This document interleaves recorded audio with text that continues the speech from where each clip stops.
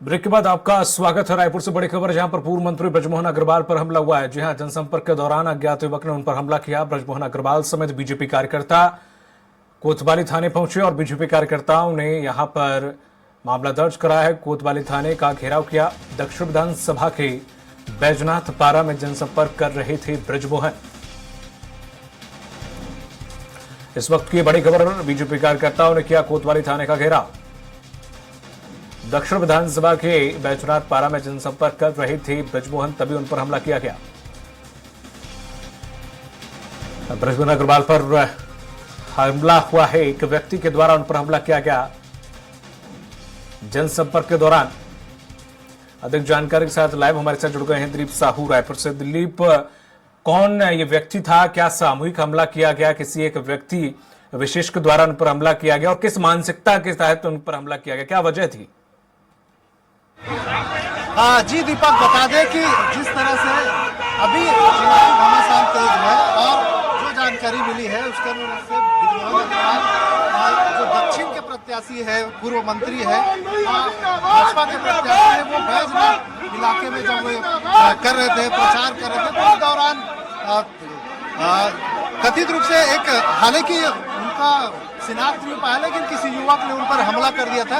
इसको लेकर आरोप लगा रहे हैं और ब्रजमोहन अग्रवाल के तमाम समर्थक आप देख सकते हैं, ये सिटी कोतवाली थाना है, इसको घेराव कर दिया है। उनका कहना है कि महापौर एजाज ढेबर के लोगों ने ही उन पर हमले के इस तरह के आरोप लगा रहे हैं और उन्हें गिरफ्तार करने की मांग को लेकर ये थाने के सामने घेराव कर दी। बड़ी तादाद में जो बीजेपी के जो कार्यकर्ता है वो यहाँ पर मौजूद है, उनके लिए नारे लगा रहे हैं, आप देख सकते हैं, और इनसे बात करने का देख सकते हैं, पूरा गहमा गहमी है, बैठे हुए हैं। उनका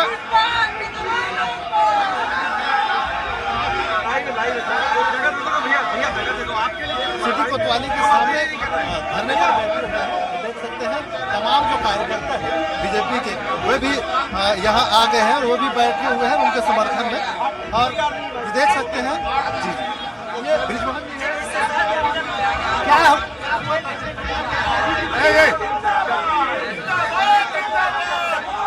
तुम हट जाओ वहां से। क्या घटना? जब हम जनसंपर्क में बैजनाथ पारा के मदरसा चौक पर पहुंचे तो वहां पर 20-25 लड़के खड़े हुए थे, सफेद ड्रेस पहने हुए थे। हमने उनको हाथ जोड़कर कहा कमल फूल में वोट दीजिए, तो उन्होंने कॉलर पकड़ ली और मारने की कोशिश की। हमारे कार्यकर्ताओं ने और सुरक्षा कर्मियों ने हमको सुरक्षित पीछे घसीट कर ले गए और हम मदरसे में, हमको संरक्षण मिला। मदरसे में दुआ भी की गई हमारे जीतने की। अगर हम मदरसे में हम नहीं बैठते तो शायद मालूम नहीं हमारे साथ में क्या होता। क्या लग रहा है किनके लोग हैं, कौन लोग हो सकते हैं जिनको महंत रामसुंदर दास जी के पीछे जिनको चुनाव जिताने की जिम्मेदारी दी गई है? हमने चुनाव आयोग को शिकायत भी की है, पुलिस को भी शिकायत की है कि हमारे कार्यकर्ताओं को धमकी दी जा रही है, उनको कांग्रेस का काम करने के लिए मजबूर किया जा रहा है, उनकी दुकान तोड़ने, मकान तोड़ने, नौकरी से निकालने की धमकी दी जा रही है। उसके खिलाफ में कार्रवाई की जाए। अभी क्या चाहते हैं आप?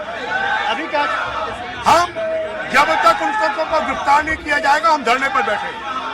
सुनील सोनी जी भी है, सांसद है, इनसे भी चर्चा करेंगे जाने की। तो जिस तरह से घटनाक्रम हो रही, ये शांति का टापू रायपुर जिसका गुणगान सब करते हैं, इसकी फिजा को बिगाड़ने का काम कर रहे हैं। 7 बार से रायपुर की जनता ने जिनको आशीर्वाद दिया है और लगातार दिया है, बड़े बहुमत के साथ में दिया है, उनके ऊपर हमला होना, ये पुलिस जो है इसको चुनौती के रूप में लेना चाहिए और तत्काल उन सबको गिरफ्तार करके जेल भेजना चाहिए।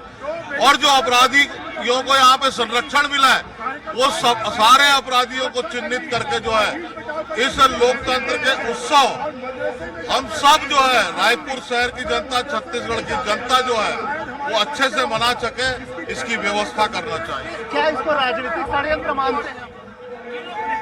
देखिए, ये राजनीतिक खींच है। जब व्यक्ति चुनाव हारता है तब इस प्रकार के कृत्य करता है। यह जो है बेशर्मी की पराकाष्ठा लांग डाले हैं। केदार गुप्ता जी भी है, ये पूरी घटनाक्रम को किस देखिए, पहले फेज के कांग्रेस में बहुत पिछड़ चुकी है कांग्रेस पहले फेज के चुनाव में, और उनको ये भय हो रहा है। ये भय की राजनीति भारतीय जनता पार्टी के कार्यकर्ताओं के ऊपर भय बनाना चाहते हैं। ये राजनीतिक षड्यंत्र है। जगदलपुर में टारगेट किलिंग के तहत 9 कार्यकर्ताओं की हत्या हुई, और अब रायपुर में भी ये जो आपराधिक कृत्य करने वाले लोग हैं, ये भाजपा के जुलूस पर हमला कर रहे हैं। चाहते हम डरे, पर डरने वाले नहीं। हमारे साथियों ने शहादत तक दी है। इस भूपेश बघेल सरकार को, इसके अपराधियों को उखाड़ फेंकेंगे छत्तीसगढ़ से, और फिर दम लेंगे। अपराधियों की गिरफ्तारी होना चाहिए, उनके घरों की जांच होनी चाहिए। असला, बारूद और दुनिया भर की शराब उनके घर में रखी है, ताकि वो रायपुर शहर की फिजा को खराब कर सके। पर भाजपा का कार्यकर्ता उनसे लड़ेगा, भिड़ेगा और शहर को अशांत होने नहीं देगा। अभी आप लोग यहाँ घेराव कर रहे हैं, कब तक बैठेंगे, क्या चाहते हैं? कौन सीधी बात है, अपराधियों की गिरफ्तारी हो और वो क्षेत्र की पूरी जांच हो कि उन्होंने ये हिम्मत कैसे की। बृजमोहन अग्रवाल जी सर्वमान्य नेता हैं, और फिर वो मदरसे में गए, मदरसे में जाके सब में मिलते हैं, और वहां पर कुछ असामाजिक तत्वों ने उन पर हमला किया। मदरसे में वहां लोगों ने उनको संरक्षण दिया। माननीय बृजमोहन जी को मेरा मानना है कि असामाजिक तत्व राजनीतिक खींच निकाल रहे हैं। असामाजिक तत्व यही के हैं कि बाहर से बुलाए गए? इस तरह जैसा आपने देखा, बस्तर क्षेत्र में 9 लोगों की टारगेट किलिंग हुई और नक्सलवाद का नाम दिया गया। तो कहीं ना कहीं ये राजनीतिक षड्यंत्र है। बाहर से भी गुंडे आ सकते हैं, और यहाँ भी लोगों को धन के लोभ में ऐसा काम करने के लिए कांग्रेस प्रेरित कर रही है, ऐसा लगता है। देख सकते हैं, इनका साफ तौर पर आरोप है कि कहीं न कहीं जानबूझकर राजनीतिक षड्यंत्र के तहत इस तरह के हमले करवाए जा रहे हैं। उन्होंने इस हमले को बस्तर में जिस तरह से नक्सलियों ने हमला किया है उससे जोड़ा है, और पूरे जो बीजेपी के कार्यकर्ता है वो काफी नाराज भी है। जाहिर सी बात है, यहाँ पर बीजेपी साफ साफ आरोप लगा रही है कि कहीं ना कहीं कांग्रेस का इस पूरे मामले में लेकर हाथ है।